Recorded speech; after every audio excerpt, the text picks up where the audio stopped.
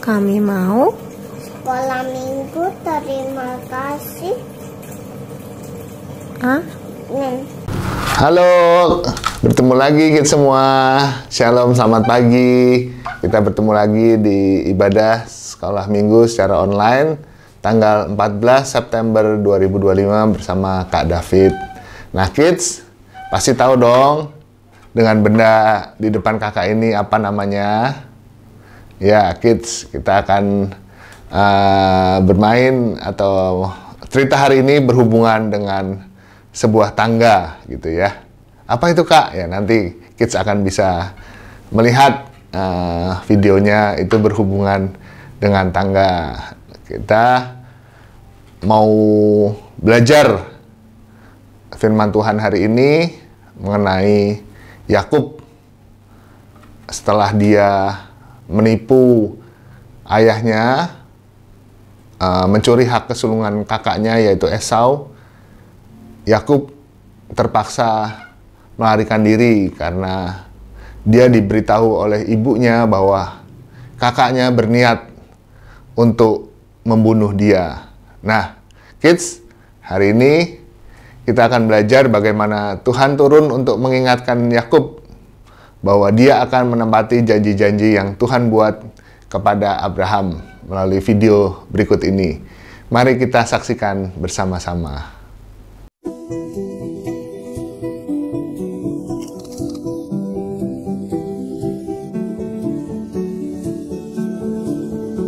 Setelah Yakub mencuri berkat saudaranya Esau, Esau sangat marah sehingga Yakub harus meninggalkan rumah. Ayah Yakub, Ishak, mengirimnya pergi untuk mencari istri di antara orang-orang Abraham. Yakub berpergian menuju Haran. Ketika matahari terbenam, ia berhenti untuk tidur semalam. Yakub menggunakan batu sebagai bantal dan tertidur. Saat Yakub tidur, ia bermimpi. Dalam mimpi itu ada tangga yang terpasang di tanah dan ujungnya mencapai langit. Malaikat-malaikat Allah naik turun di atasnya. Tuhan berdiri di samping Yakub. Ia berkata, "Akulah Tuhan Allah ayahmu dan Allah Ishak. Aku akan memberikan kepadamu dan keturunanmu tanah di mana engkau berbaring. Keturunanmu akan tersebar ke segala penjuru dan semua bangsa di bumi akan diberkati melalui keluargamu." Ini adalah janji yang sama yang Allah berikan kepada kakek Yakub, Abraham, dan kepada ayahnya Ishak. Yakub terbangun dari tidurnya dan berkata, "Sesungguhnya Tuhan ada di tempat ini." Yakub mengambil batu yang ia gunakan sebagai bantal, mendirikannya sebagai tanda khusus dan menuangkan minyak di atasnya. Ia menamai tempat itu Betel, yang artinya rumah Allah. Kemudian Yakub membuat janji. Ia berkata, "Jika Allah akan menyertai aku dan menjaga aku selama perjalananku, jika ia memberikan apa yang aku butuhkan dan membawa aku pulang dengan selamat, maka Tuhan akan menjadi Allahku dan aku akan menyembahnya." Tahun-tahun berlalu, Yakub menikah dan memiliki keluarga. Akhirnya, Yakub membawa keluarganya dan semua harta bendanya dan berangkat pulang ke Kanaan. Pada malam itu, seorang pria muncul kepada Yakub. Pria itu bergulat dengan Yakub sepanjang malam. Yakub menolak menyerah. Jadi, pria itu melukai pinggul Yakub. "Aku tidak akan melepaskanmu kecuali engkau memberkati aku," kata Yakub. "Namamu tidak lagi Yakub," kata pria itu. "Namamu akan menjadi Israel karena engkau telah bergulat dengan Allah dan manusia, dan engkau telah menang." Pria itu memberkati Yakub. Sekarang Yakub pergi menemui Esau.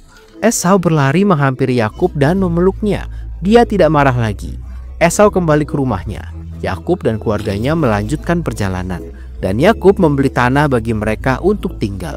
Yakub akhirnya pulang ke tanah yang dijanjikan Allah kepadanya. Allah mengubah Yakub dan memberinya nama baru, Israel. Yesus datang agar kita dapat memiliki hidup yang diubah, diampuni dari dosa. Kematian dan kebangkitan Yesus memberikan jalan bagi orang berdosa untuk diterima ke dalam keluarga Allah selamanya.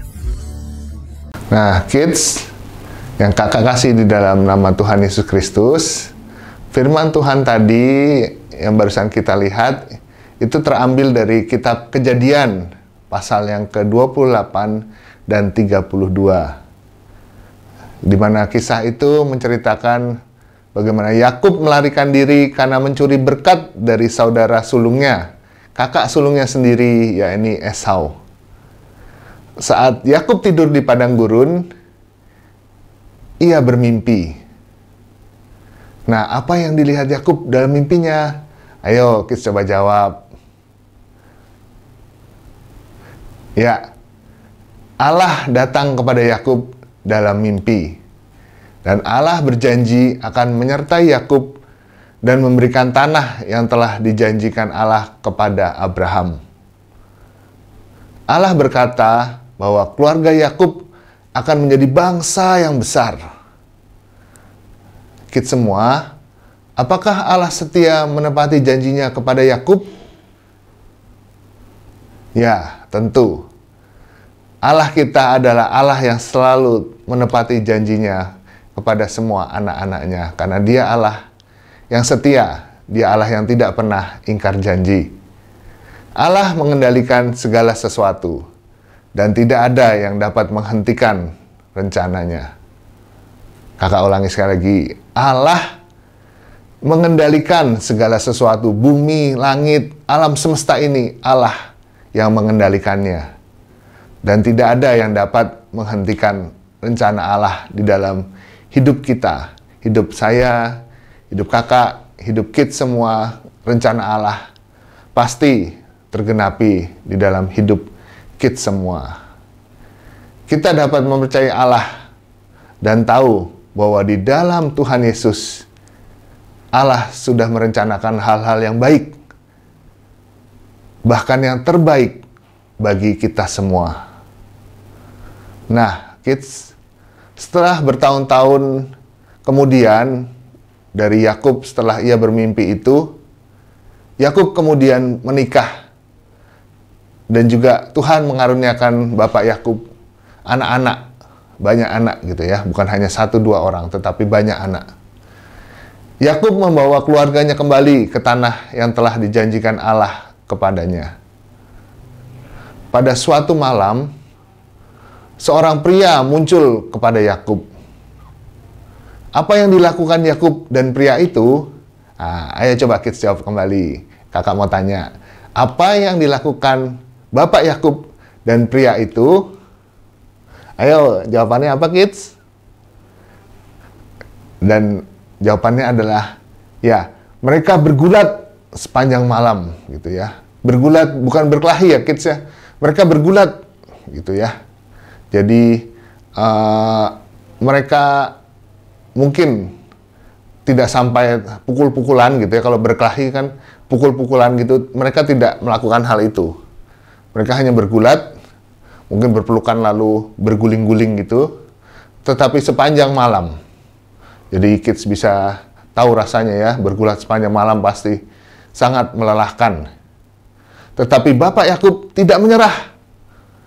Bapak Yakub ingin pria itu memberkati dia. Pria itu berhasil melukai pinggul Bapak Yakub. Tetapi akhirnya pria itu memberkati Bapak Yakub. Nah, kids, kakak mau tanya lagi nih. Kids masih ingat nggak apa nama baru yang diberikan pria itu kepada Bapak Yakub? Ayo, jawabannya apa kids? Iya, benar. Pria itu mengubah nama Bapak Yakub menjadi Israel. Yakub berkata bahwa dia telah melihat Allah secara muka dengan muka, berhadapan muka dengan Allah. Allah sendiri yang turun untuk bergulat dengan Bapak Yakub dan memberkati dia. Jadi kisah ini menceritakan bagaimana Allah mengambil rupa menjadi manusia dan bergulat melawan Bapak Yakub. Bapak Yakub bertahan terhadap Allah ini ya, gulat melawan Allah, dan Bapak Yakub bertahan. Dan akhirnya Allah memberkati Bapak Yakub dan mengganti namanya menjadi Israel. Meskipun pinggul Bapak Yakub terluka, hidupnya diselamatkan. Nah, demikian juga dengan kita kids. Ketika kita percaya kepada Tuhan Yesus, hidup kita pun diselamatkan dari kematian yang pantas kita terima karena segala dosa kita. Allah berjanji untuk menyertai Yakub. Allah mengubah Yakub dan memberinya nama baru, yaitu Israel. Demikian juga Tuhan Yesus datang agar kita dapat memiliki hidup yang diubah dari hidup yang sudah hancur karena dosa ini. Tuhan Yesus datang. Tuhan rela mengampuni dosa kita dengan kematiannya di atas kayu salib untuk membayar segala dosa kita. Dan oleh karena itu kita pun juga, hidup kita pun juga sudah diubah oleh Tuhan menjadi hidup yang baru, yang penuh dengan kasih karunia Tuhan.